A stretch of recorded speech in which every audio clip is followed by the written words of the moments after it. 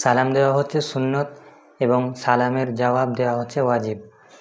সালাম যে দিচ্ছে আসসালামু আলাইকুম, এটার অর্থ হলো তোমার উপর শান্তি বর্ষিত হোক। আসসালামু আলাইকুম ওয়া রাহমাতুল্লাহ, তোমার উপর শান্তি বর্ষিত হোক এবং আল্লাহর রহমত বর্ষিত হোক।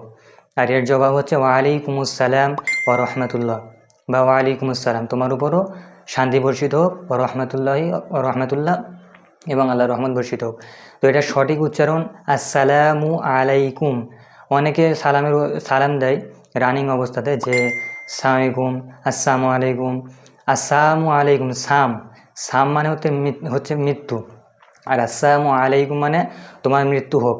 আর একজন তো এমন বলে, তার স্পেলিং খুঁজে পাওয়া মুশকিল, সালাইকুম এর স্পেলিং তো খুঁজে পাওয়া মুশকিল। তো কেউ যদি এরকম সালাম দেয়, তাকে আমরা উত্তর দেব শুধু ওয়ালাইকুম।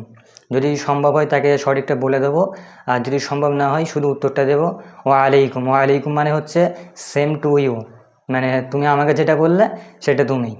যদি সম্ভব হয় সঠিকটা তাকে শিখিয়ে দেবো, আর যদি সম্ভব না হয় তাহলে শুধু বলবো ওয়ালাইকুম।